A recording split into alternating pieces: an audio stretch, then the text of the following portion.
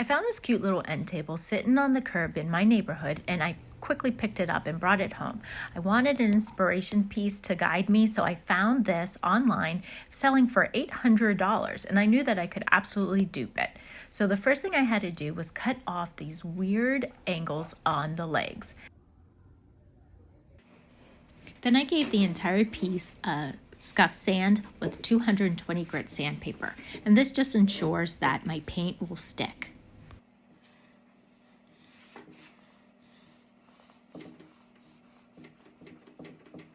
And I'm adding my first coat of paint on.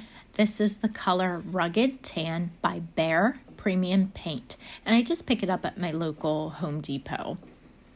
I'm using a foam roller to apply it. I love using foam rollers. I think that it gives it a really smooth finish. And now I'm gonna let my first coat of paint dry for a couple hours, and then I'll hit it with 400 grit sandpaper just to knock down any texture or debris that might have got caught in the first coat. My second coat of paint is being applied in the same manner using a foam roller.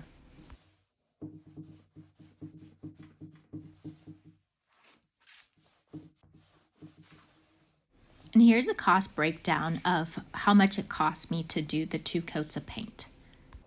So now I'm going to apply the faux finish technique on it, and I'm using Rust-Oleum decorative glaze in the color Java Brown, and the tools I need are a chip brush, a whisk broom, and a deck brush. And here is the cost breakdown for all of the tools needed.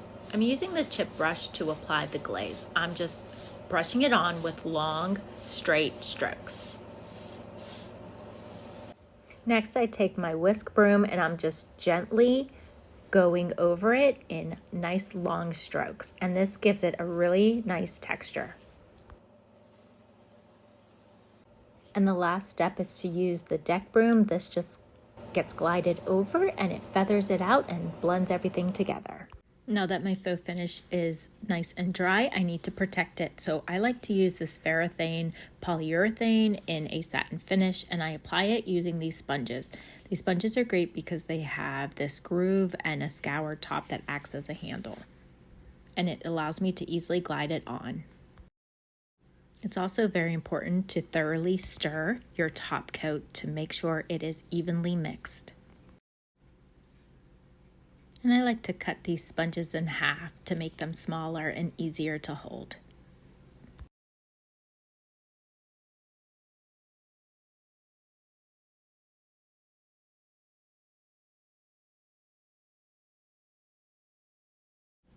When I apply the top coat, I like to go in long, even strokes across the top, overlapping my strokes.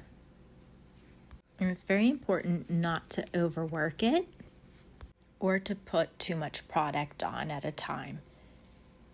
This will ensure that you get a nice crystal clear coat when it dries.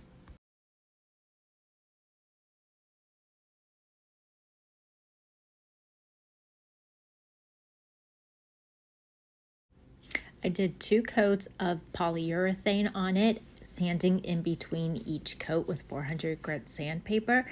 This just ensures that it is a smooth finish, and the sandpaper kind of knocks off any debris or any bumps that have been left behind in the top coat when it dried. And here's the cost breakdown for how much my top coat cost. Here is the finished piece. What do you guys think of this end result? I think it's pretty close to the inspiration piece, and for only $40.70 to replicate, that's a pretty good deal. Let me know in the comment section if you think that this dupe was pretty spot on, and don't forget to hit the subscribe button to see what I flip next.